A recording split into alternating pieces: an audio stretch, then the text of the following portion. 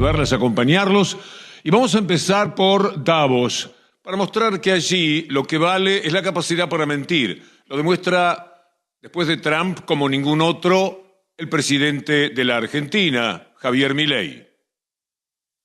Estoy aquí frente a ustedes para decirles de modo categórico que Maquiavelo ha muerto. Durante años se nos deformó el pensamiento presentándonos un falso dilema al diseñar políticas públicas donde se debía optar entre la eficiencia política en contraposición al respeto de los valores éticos y morales de Occidente. Tal como señala el profesor Jesús Huerta de Soto en su trabajo sobre eficiencia dinámica, desde dicho punto de vista, la eficiencia no es compatible con diversos esquemas de equidad o justicia, sino que surge única y exclusivamente de uno de ellos, el cual se basa en el respeto de la propiedad privada y la función empresarial. Muy curioso que hable de los valores éticos de Occidente. ¿Cuáles serían si tuviéramos que definirlos? La piratería, el robo, la apropiación indebida de cualquier sitio que iban descubriendo en todas las etapas, la guerra, la confrontación por mayor poder, por mayor territorio. ¿De qué valores éticos habla Milei? Será su propia manera de ver la vida, con los valores que no tiene justamente Milei cuando hablamos de ética. Mientras tanto, en la Argentina, la mafia de Clarín celebraba que, como nunca, se dan las relaciones de Estados Unidos y la Argentina, de Trump y de Milei. Y entonces titula: la relación con Argentina está en el punto más fuerte de la historia. Sin embargo, lo invito a que mire esta placa para que usted vea que esto también es algo mendaz. Las negociaciones se hacen de manera muy especial con China. Esta placa lo está demostrando. Se han importado de China 1.522 millones de dólares en el mes de diciembre. De Estados Unidos, 469 millones de dólares. Siga con estas placas, con esta manera que tenemos en Argentina 12 de hacerlo ver con números muy claros, contundentes e irrefutables cuál es la realidad. El déficit comercial con China en todo 2025 asusta. Se vendieron a China 9.700 millones y se le compraron a China 18.000 millones, 17.954. El saldo comercial es negativo de 8.155 millones de dólares. Desde septiembre, China es el socio comercial número 1 de la Argentina. Miren cómo celebra Patricia Bullrich, hasta con una chicana para Cristina Fernández la tiene siempre en su cabeza, la llegada de los autos chinos, 6.000 autos chinos, que inmediatamente le vamos a mostrar qué repercusión tienen en el trabajo de la Argentina. La baja del impuesto interno a los autos baja automáticamente el valor de los autos un 18%. Así que, como diría alguien, no quiero decir qué, como diría alguien que tiene autos para todas y todos. ¿No? Qué graciosa lo que intenta ser Bullrich. Pero miren ustedes la llegada del barco chino con 6.000 autos chinos. 6.000 autos hechos por los obreros chinos, con esa ganancia enorme de China con respecto a la Argentina. Pero también hay un contrasentido, parece mentira, los valores de Milei, la ética de Milei, a la cual él hacía referencia de una manera clara allí en Davos. Escuchémosle a Milei decir que él no negociaría nunca. Lo hicimos ayer, pero vale la pena de vez en cuando que estos materiales reaparezcan en nuestro programa. ¿Y con China? Yo no haría negocios con China. Pero es el segundo socio comercial de la Argentina, palo a palo con Brasil. Si rompemos relaciones con China sería una tragedia macroeconómica, Javier. No, es falso que sería una tragedia macroeconómica. Podríamos hacer transacciones con el lado civilizado de la vida. ¿Cuál es el lado civilizado de la vida? Occidente. O sea, yo, digamos, no hago transacciones con comunistas. Aunque sea la segunda superpotencia mundial. No me importa. Digamos, yo no negocio mi moral a cambio de dinero. Siempre me pregunto cuántos le estarían creyendo a Milei cuando hablaba de esta manera. ¿Cuál era la confianza que depositaban en este personaje estrafalario desde el punto de vista moral o ético? Él decía: jamás negociaré con China. Ahí tiene un swap de China que lo ayuda muchísimo y una negociación con China que no está ayudando demasiado a la Argentina, si es que el saldo comercial con otros países importa. Con China está perdiendo en el año pasado más de 8.000 millones de dólares. Pero mire cuál es la repercusión que tiene puertas adentro la llegada de esos 6.000 autos chinos y tantos más. Vea conmigo esta placa del sector automotriz. Son datos de la Asociación de Fábricas de Automotores. 26.468 vehículos se produjeron en diciembre del 2025. Respecto a noviembre, 30,3% menos. Es decir, menos trabajo para los argentinos, más trabajo para los chinos, más dinero para los chinos, menos para los argentinos. Esto es inteligente, pero además haciendo los negocios con ese país comunista, despreciable porque sus valores son los de Occidente. Que insisto, preguntémonos muy sinceramente cuáles son los valores de Occidente. Los padecemos entre nosotros. Los valores de Occidente son ir a las Islas Malvinas y tomarlas. Los valores de Occidente es ir a Groenlandia y apropiarse de una isla donde estaban los esquimales. La ética de Occidente era salir con barcos piratas a robar en el Mar Caribe o en el Océano Atlántico o en el Mar Mediterráneo, donde fuera. ¿De qué valores están hablando? Los valores de Occidente fueron venir y aplastar a los pueblos originarios en América Latina, matar a millones. Esos son los valores éticos. ¿De qué hablan? No piensan nada de lo que dicen. Podemos hablar de una cultura occidental a la que nos correspondemos, pero hablar de la ética para fundamentar decisiones que se toman en el terreno político tan injustas como las que conocemos, sobre todo en los tiempos del desarrollo del capitalismo salvaje. Jairo Stracha habla además de lo que el RIGI no le ha dado, tanto que se discutió, tanto que se vendieron muchos gobernadores y por supuesto muchísimos diputados, y mire cuál es la realidad. Hay alarma en las industrias metalúrgicas argentinas porque empiezan a moverse los proyectos del RIGI, el régimen de incentivo a las grandes inversiones que el gobierno usa como herramienta para explotar recursos naturales, pero en vez de generar más trabajo local, están trayendo más importaciones de China. En las últimas horas, la minera Río Tinto Lithium para el proyecto Rincón en Salta acaba de confirmarle a los proveedores locales que no les va a comprar estructuras metálicas porque ya trae la mitad de las 6.000 toneladas que necesita de estructuras metálicas para el proyecto directamente de proveedores chinos con los que trabaja en otras partes del planeta, con aranceles cero, con la posibilidad de no pagarle en el país, sino de mandarle los fondos a nivel internacional. Se vuelve una estrategia muy conveniente. Está muy bien, Jairo Stracha, por supuesto, en lo que dice. ¿Para qué se quería el RIGI? ¿Cuál era la promesa que hacían con el RIGI? Que iban a aparecer inversiones porque se les daba unas facilidades que ciertamente eran despreciables desde el punto de vista político, pero les daban esas facilidades. No obstante, no ha sucedido nada que sea positivo, aún para los cálculos que el gobierno se había permitido. Y mientras tanto, hablan al revés, por ejemplo, de los Estados Unidos. Tengo acá un señor que se llama Howard Lutnick, es el secretario de Comercio de los Estados Unidos, y él habla contra la globalización y a favor del empleo local en su país, exactamente lo contrario de lo que hace Milei. Okay. We are in Davos at the World Economic Forum. And the Trump administration and myself, we are here to make a very clear point. Globalization has failed the West and the United States of America. It's a failed policy. It is what the WEF has stood for, which is export, offshore, far shore, find the cheapest labor in the world, and the world is a better place for it. The fact is, it has left America behind. It has left the American workers behind. And what we are here to say is that America First is a different model, one that we encourage other countries to consider.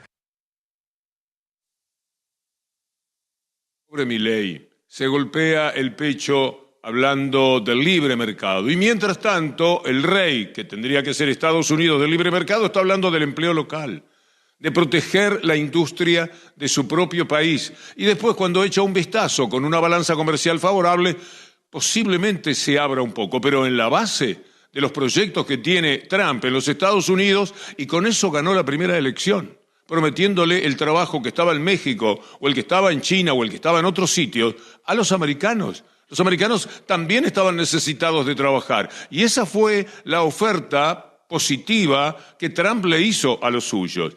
Mire, existe la costumbre de ver todo lo bueno fuera de la Argentina. Es decir, los otros países son fantásticos. Y esto nos recuerda muchísimo un personaje de esa creatividad formidable de Capusotto, el que, sin haber ido a ningún lado, cree saberlo todo de los otros países. ¿Todavía no estás convencido acerca de cómo es la tierra en la que naciste? Ayer tiré un papel en la calle y nadie hizo nada. Y nadie hizo nada. En Miami te meten $300 de multa. No es como acá, no es como acá.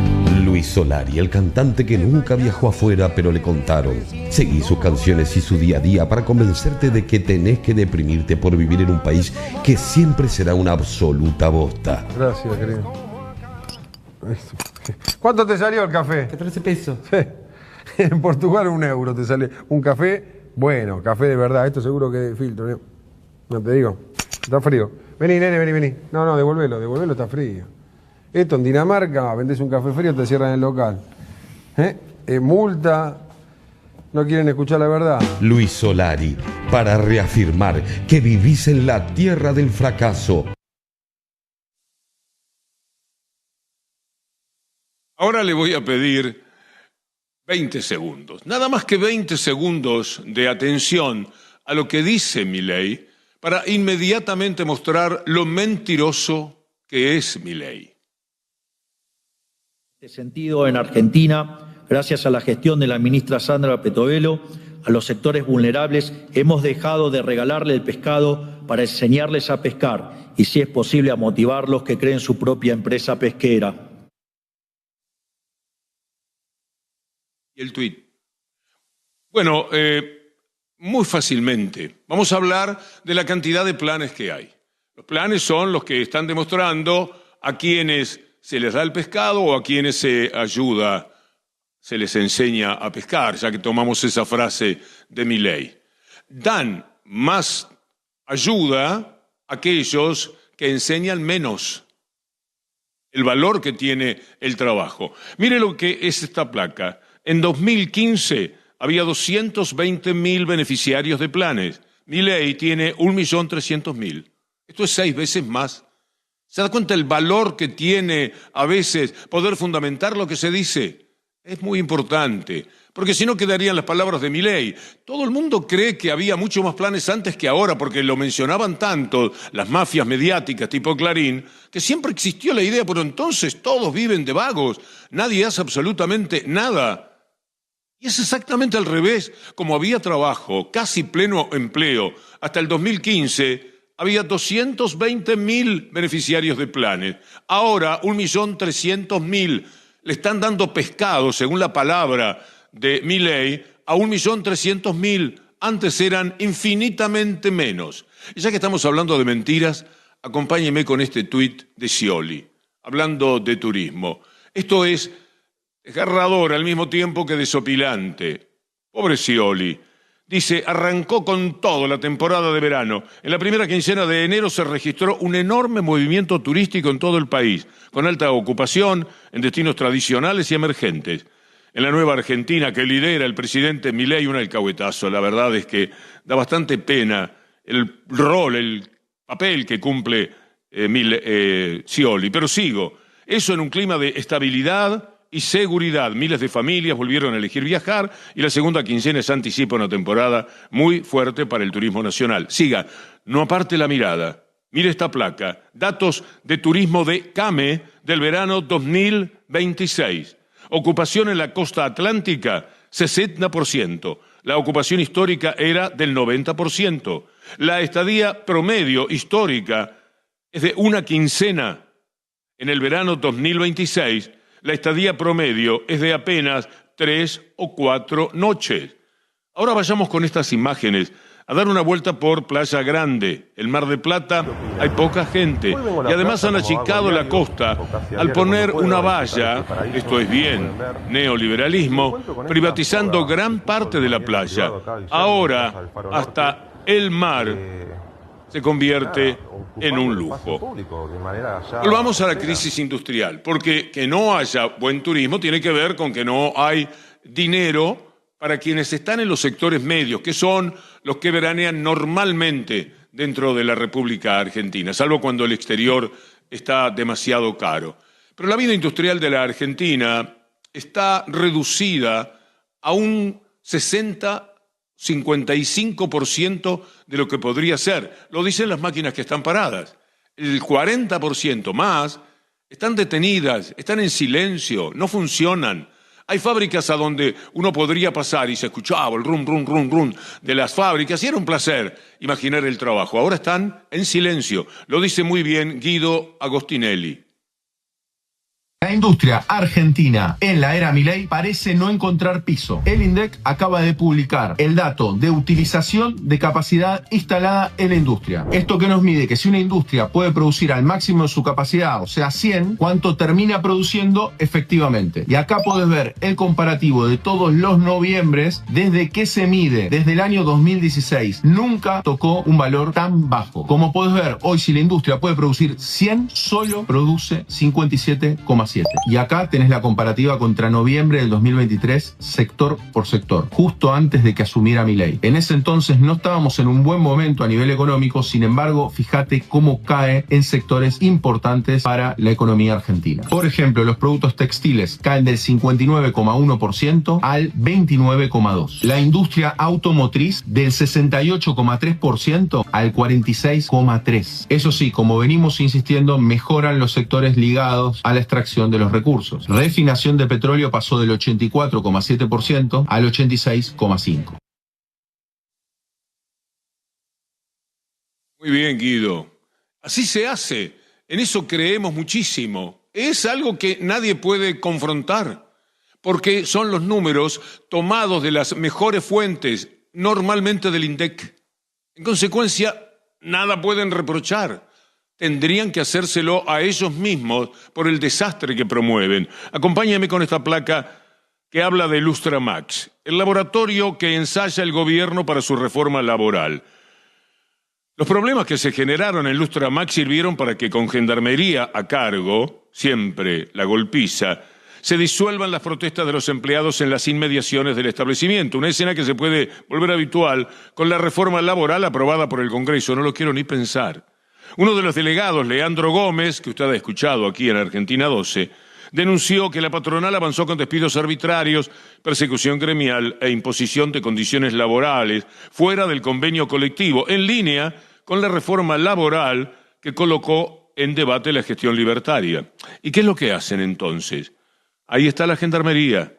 La Gendarmería en la puerta de Lustramax haciendo un cordón antiprotesta. ¿Así van a hacer con todo? Esta va a ser la Argentina que ya hemos visto en 2025, también en el 2024, la de la represión, pero van a tener que aumentarla porque están dejando cada vez a más gente sin trabajo. Vale la pena ver qué dicen los propios trabajadores de Lustramax.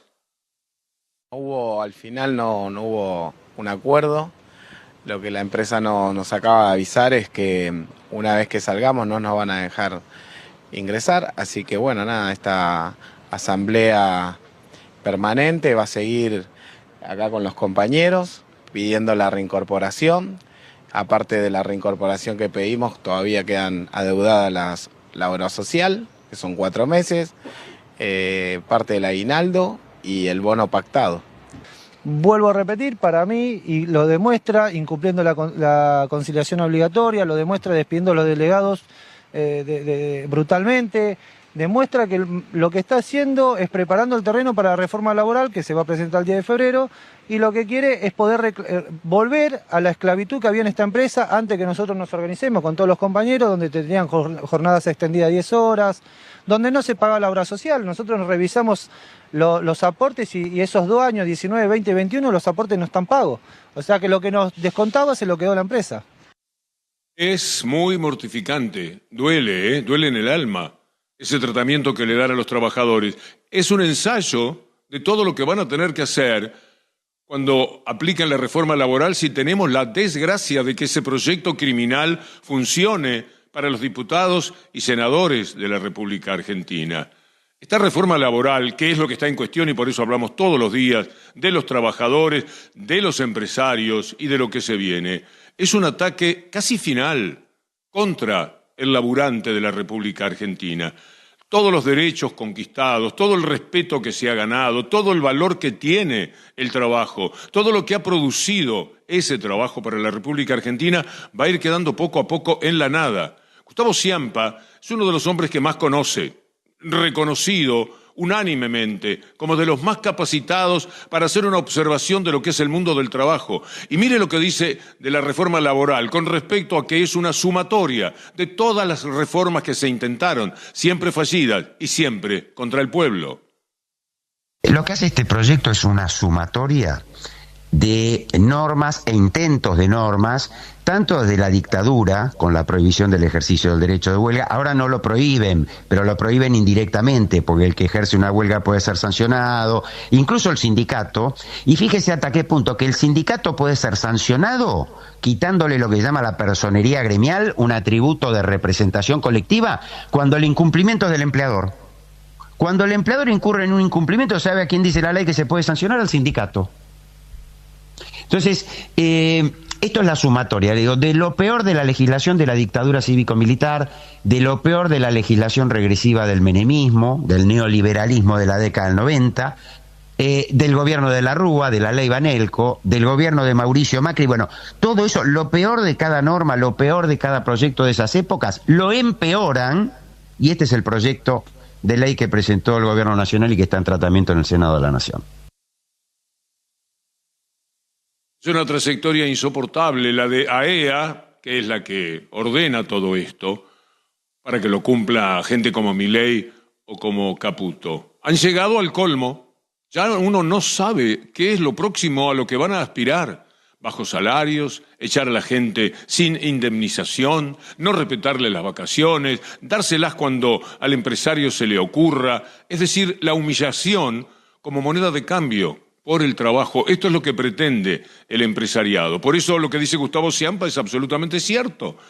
Van en camino de, si lo consiguen, de lograr una sumatoria de todo lo horrendo que siempre han querido destinarle al hombre que trabaja en la República Argentina. Y todo por el cuento de la inflación. ¿Quiere ver un poco, cuando hablamos de inflación, de esta inflación, qué es lo que estamos queriendo decir? ¿Por qué suben los precios si cada vez se consume menos? Eso tiene nombre, estanflación, y es exactamente hacia donde nos empuja Milei. ¿Qué es la estanflación? Estan proviene de la palabra estancamiento y flación de inflación. Es la peor combinación posible.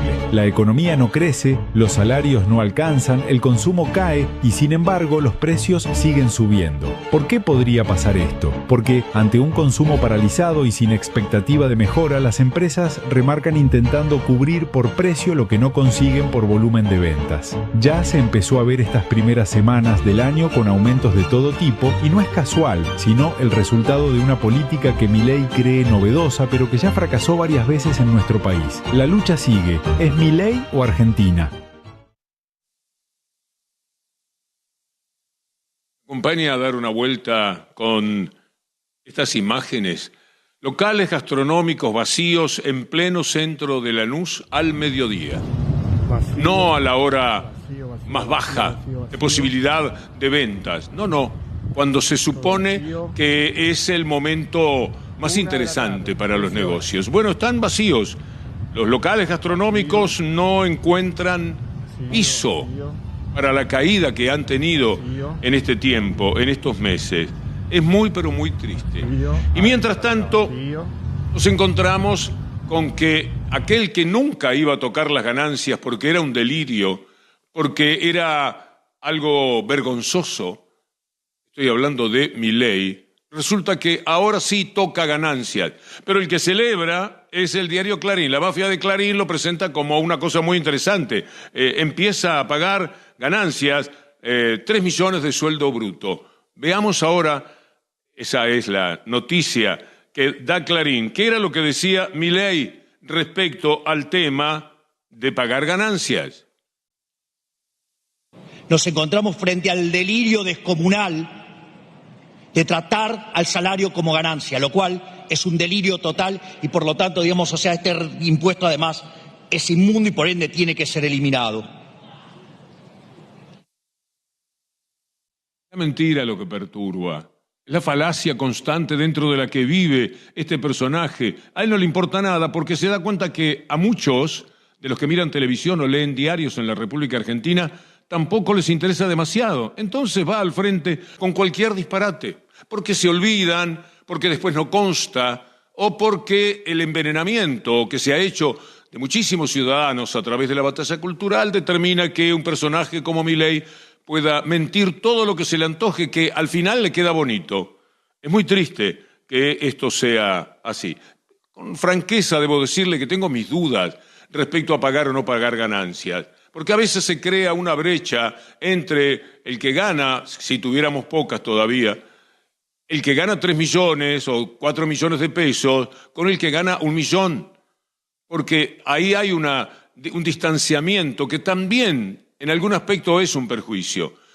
Parecería mejor que no haya que pagar ganancias y que en este momento, de acuerdo a cómo se da la vida de la Argentina, el que gana el salario lo pueda utilizar íntegramente bien. No es una discusión en la que uno pretenda tener demasiada razón, porque hasta tengo inseguridad exactamente. Pediría permiso para pensar distinto, porque esto puede suceder. Pero la cuestión no era esa. El tema es que dijo que era un delirio, que era una vergüenza, que era un atropello.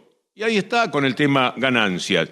Dice en nuestro móvil de Argentina 12 una persona: ¿qué es lo que finalmente puede salvar a la gente? Si a vos no te mueve que no le den una pensión a un discapacitado, no te mueve nada, hermano. Entonces, el tema es peronista. Acá el peronismo en Argentina hizo lo mejor e hizo lo peor. Los demás que lo suplantaron hicieron todo mal. Todo mal. Definitivamente. Claro, el peronismo puede mandarse cagada, pero tiene algunas cositas buenas. Hay personas del peronismo que son impresentables, por supuesto. Pero los otros son la maldad a la máxima exponencia. A la máxima. Igual viene dividido, ¿eh? Los tres que hablé antes que vos estaban ahí dudando. El tema es que cuando vos te entregás a una potencia extranjera, cuando tenés una ministra de Seguridad que es por el mismo presidente acusada de poner bomba, decir, no, muchachos, ¿en qué estamos? Cuando tenés a un ministro de Justicia que le mataron a la mujer, fue encarcelado por tapar pruebas del atentado a la AMIA y lo pone el ministro de Justicia, digo, no, muchachos, ¿en qué mundo vivimos? El mayor éxito del capitalismo es haber convencido a la gente que está mal de que se lo merece, que es un fracasado, que está frustrado porque no sirvió. Entonces hay que dejarlo al costado, es su problema, él no supo. Usted sabe lo injusto que es el mundo, las posibilidades que se le dan, pero encima golpean la conciencia y la dignidad de la gente, acusándola de que es el responsable final de lo que son políticas públicas. Veamos. Echan a un trabajador porque cambia el modelo de gobierno. Trae autos de China y queda sin trabajo el que fabrica autos en la República Argentina. Y le va mal. Y no vuelve a conseguir trabajo. ¿Es un fracasado? ¿Es alguien que merece ese baldón?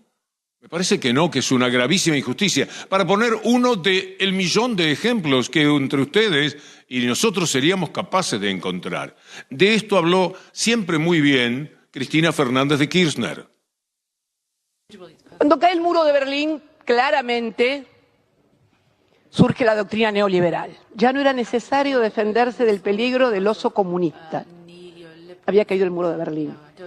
Había que crear otro sentido común a la sociedad. Y el sentido común era que el Estado ya no era responsable de tu vida, porque vos sos libre.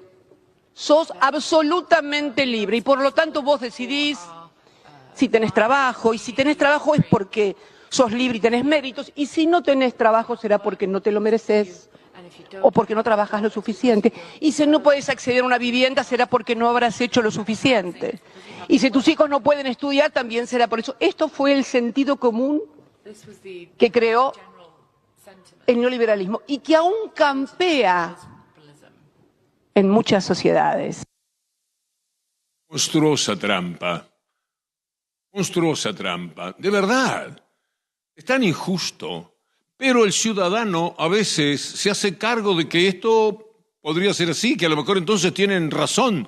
Se da por vencido cuando los cargos que le formulan son absurdos, además de ser muy, pero muy injustos. Miren lo que dice la presidenta de México, hoy día la estadista más importante del mundo. Y cuando digo esto, a lo mejor usted dice, ¿será la estadista más importante del mundo? Le planteo un pequeño amistoso desafío. Piense en otra personalidad. Diga, a ver, tal presidente, tal ministra, en los lugares donde el que manda es el primer ministro. Plantéeselo. Y me parece que vamos a llegar a estar de acuerdo. ¿Quién tiene un país de largamente más de 100 millones de habitantes, al que está recuperando de la pobreza, al que plantea un mundo mucho menos desigual del que había hasta hace 8 años, cuando empezó AMLO en el gobierno de México, al que ella le da continuidad? Por eso ella tiene la suficiente autoridad como para plantearse de qué libertad hablan cuando atosigan a la gente de problemas y de faltantes como el del trabajo o el del salario. Pues ahí están las monedas nomás. Ahora vuélvela a poner. Peso colombiano, 14.3% de avance, de apreciación. Peso mexicano, 13.8. Peso argentino, menos 40.8. Pero hay una diferencia mayor y es el bienestar.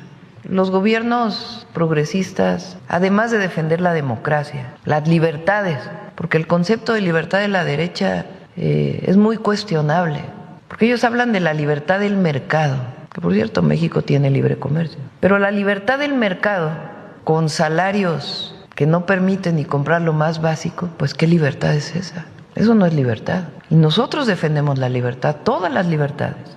Libertad de expresión, libertad de reunión, libertad de comunicación, pero trabajamos por el bienestar del pueblo. Y sí creemos y estamos convencidos que el Estado tiene un papel muy importante que jugar en ello.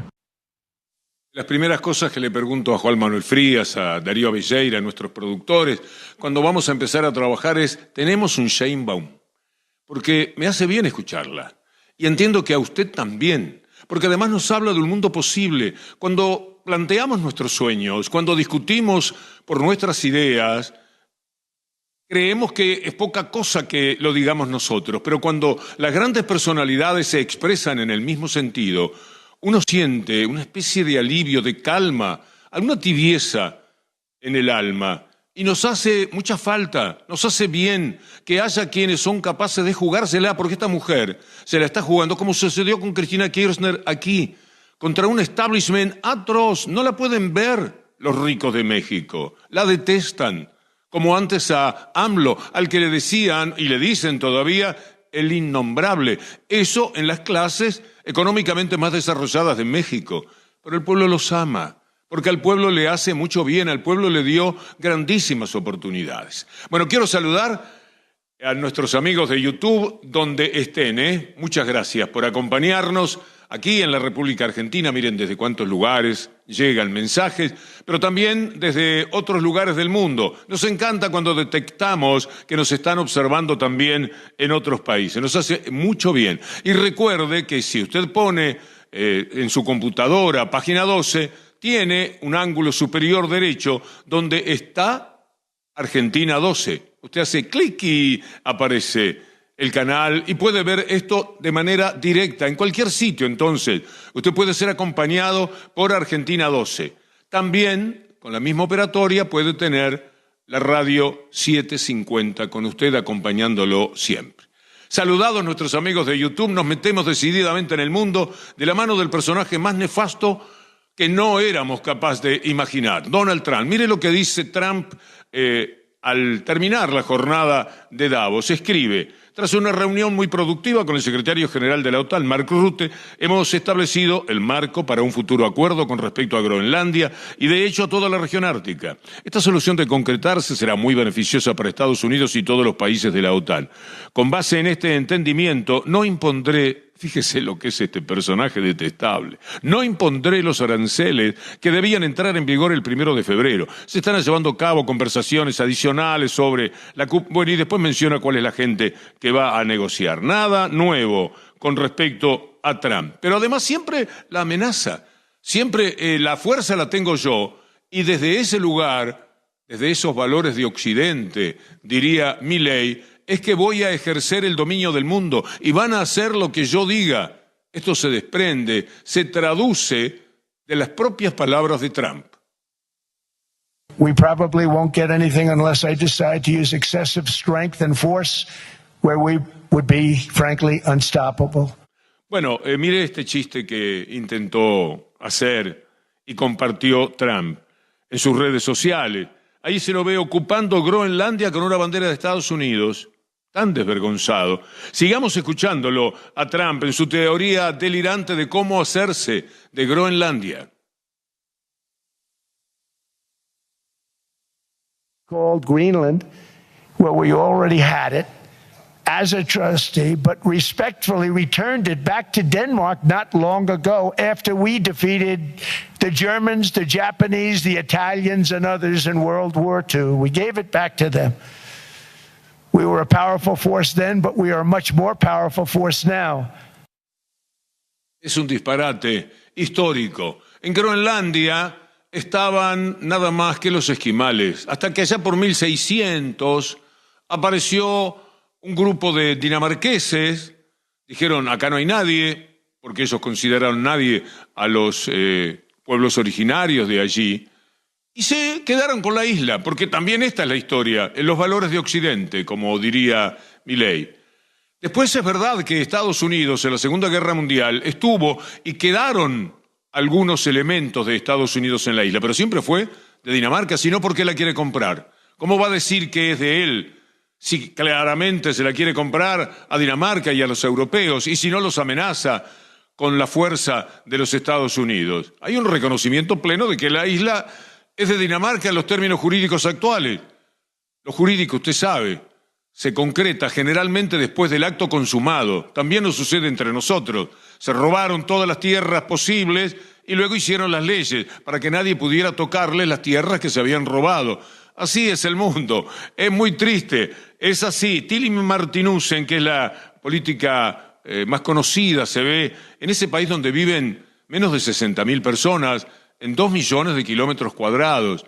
Esto es lo que se está discutiendo, pero seguramente hay riquezas allí, muy pero muy importantes, que Estados Unidos, para los nuevos tiempos del deshielo, ha descubierto. Escuchemos a la persona más relevante de la política de Groenlandia. Be rich like the Americans are, see how greedy they are. They're even trying to shoot their friends or invade their friends just for greed. And we know that there's minerals and oils possibly in our underground, and that's worth so much more even than that. But even if we didn't have that, we would still not be bought. So everyone here knows about the Inuit in Alaska and all of the native tribes, Indians, American Indians who are there. Their land was taken from them and they haven't been treated that well in America. And we know that Trump is very much surrounding himself, at least with the white power people. And we are not white, as you can see. We are of color. And so we know our rights probably would be taken away. And we also know that we're very good as we are together. Un mecanismo de defensa al que apelamos todos en la vida es el humor. Por eso Capusotto, por eso Tato Bores, por eso aquellas personas que consiguieron reírse de una actualidad que a nosotros nos duele.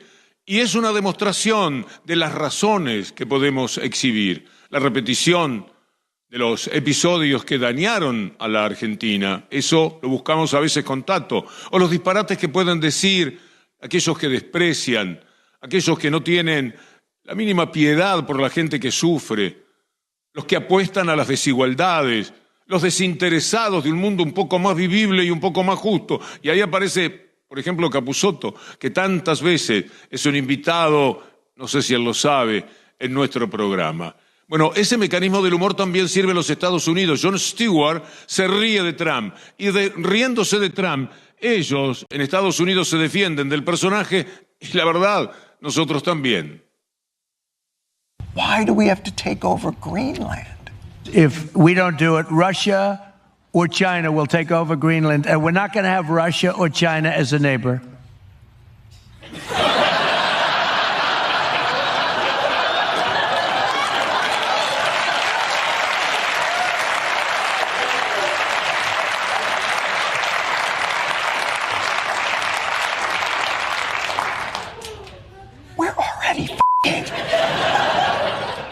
Russia's already our neighbor. This is where Greenland is. Russia's closer. Unless in your mind you think Alaska lives in a box next to Hawaii. No, I get it. We don't want Russia or China to take over Greenland. Oh, you know what we could do to deter it? Not through arrogance or conquest, but what if we formed like kind of an alliance with Denmark and Greenland? We could include all the North Atlantic nations. What would we call this? Like almost like a North Atlantic treaty organization that I don't know what we could, I guess we'll never know.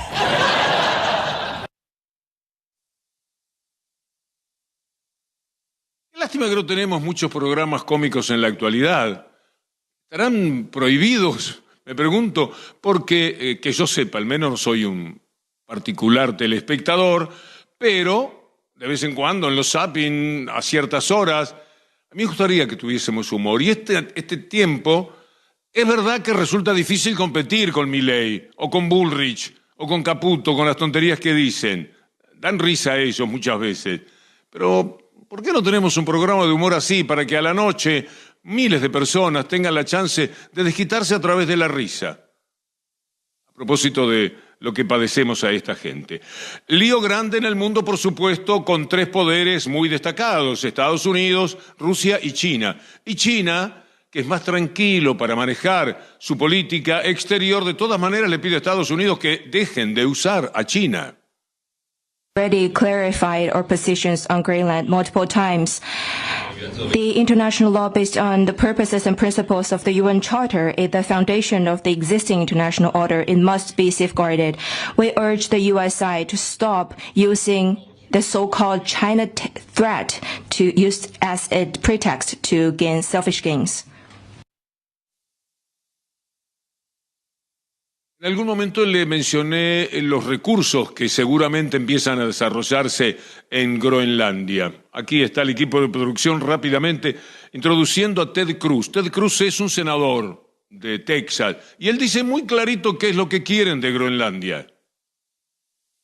President Trump is exactly right that it is overwhelmingly in the national security interest and the economic interest of America to acquire Greenland. Economically, they have vast rare earth minerals and critical minerals there that are incredibly important both to our economy and our national defense. And then from national security, Greenland's location on the Arctic is vitally important, especially with both China and Russia getting more and more active and aggressive in the Arctic. You look at President Trump's Golden Dome initiative to intercept missiles aimed at the United States. Those missiles would very likely go over to the Arctic. Greenland is ideally located to play an integral part of that.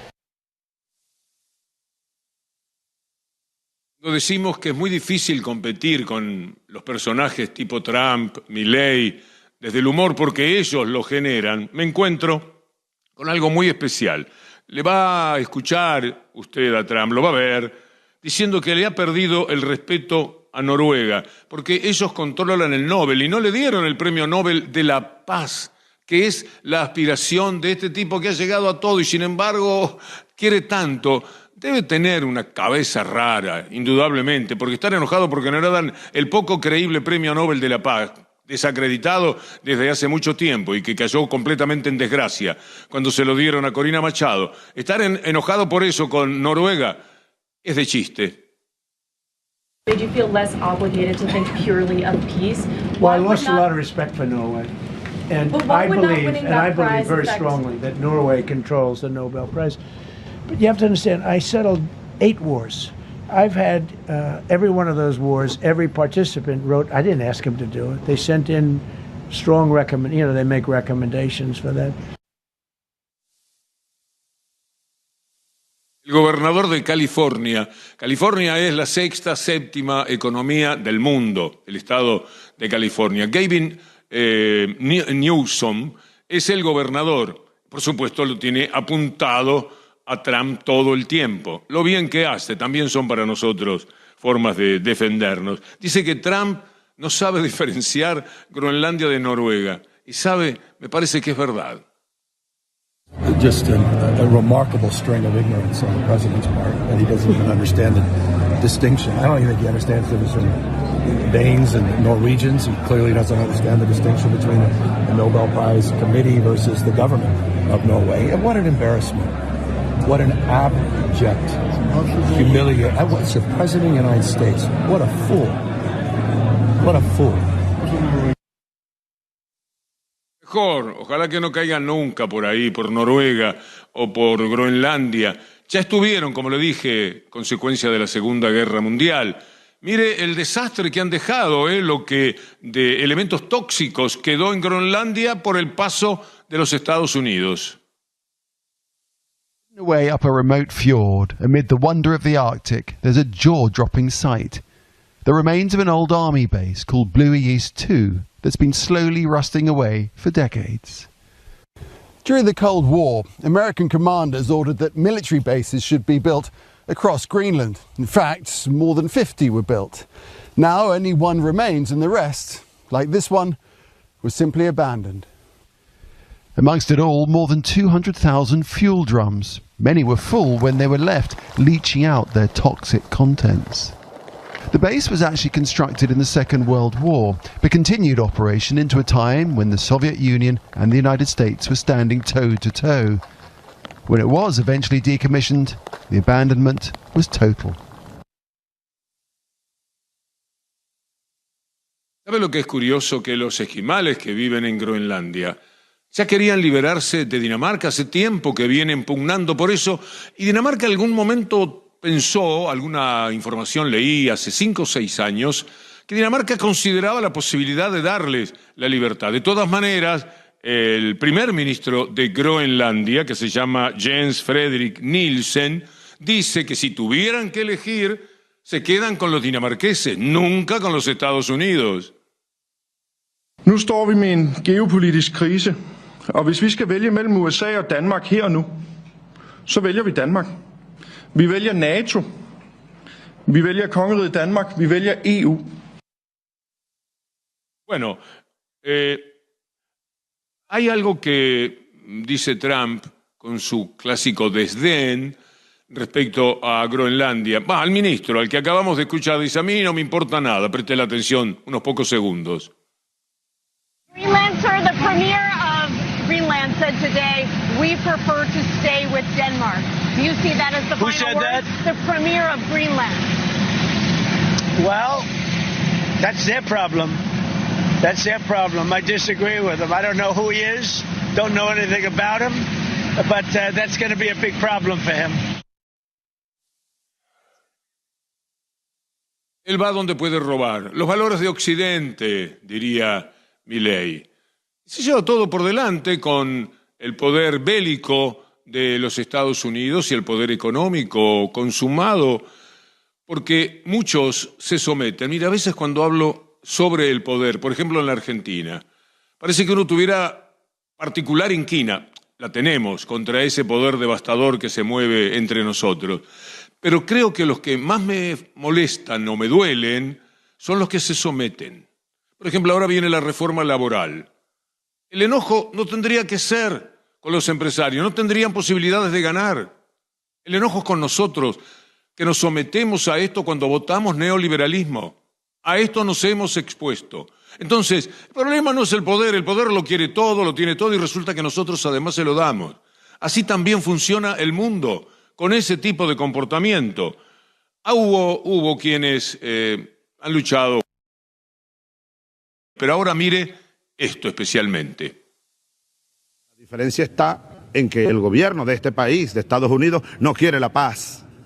Quiere imponernos su modelo de explotación y de saqueo y su hegemonía a punta de guerras. And if there is a country that has committed unspeakable atrocities in the world, it is the United States of America. They don't care. وخلاص أصدقائنا الأمريكان يجاوبون على السؤال اللي حاير، لماذا العراق؟ شو السبب؟ في أسلحة دمار شامل عند العراق ما عنده. كيف يصير حرب يشنق؟ ورئيس دولة عربية عضو في الجامعة العربية، وممكن الدور جاي عليكم كلكم. Las mejores tierras de Cuba y las industrias más importantes en todos los órdenes, propiedades de compañías norteamericanas. Y esa situación no ha de ser extraña a muchos de los países representados en esta asamblea. Dentro de lo posible, de lo que es el espíritu de lucha de cada cual y de los países, no hay que someterse. Lo primero que tenemos que intentar es nuestra propia rebeldía, porque si nos quedamos aplastados, si miramos que viene la reforma laboral y ya todo está tan mal que ¿qué voy a hacer yo? Sí, podemos hacer mucho todavía. Nos quedan varios días para luchar contra la reforma laboral. Lo tomo de ejemplo, todo lo que estamos viendo del mundo, porque de eso se trata también, de no tener una actitud de sometimiento ante el poder. Mire los esquimales, bajo la nieve, con sus no sé cuántos grados bajo cero, están militando, están desfilando, están marchando contra la presencia de los Estados Unidos. Esta es una marcha contra Trump en Groenlandia, una tierra muy perdida, pero que nos toca muy de cerca, porque está padeciendo los mismos ataques de quienes quieren que el mundo sea una vasta colonia. Coloniaje, pillaje, ese es el propósito de los que mandan más. Así como 12 personas en el mundo tienen la misma riqueza que 4.000 millones de personas. Mire ahora esta nevada en Estados Unidos. La gente que vive en Estados Unidos en situación de calle. Esta es una nevada histórica la que están afrontando. Sin embargo, allí están dando pelea. Vamos a despedirnos.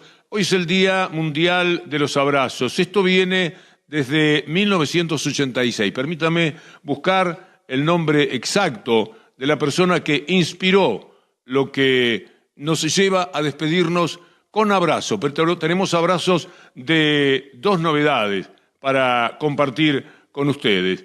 El Día del Abrazo. 1986, el psicólogo Kevin Saburney de Estados Unidos, buscando un poco del afecto público. Ahí están los abrazos con los que nos despedimos. Están los abrazos de Milei. Y bueno, después de tolerar los abrazos de Milei, vamos a ver otro tipo de abrazos, los que sí nos ennoblecen, los que sí nos hacen mejor la vida. Y con estos abrazos nos estamos despidiendo.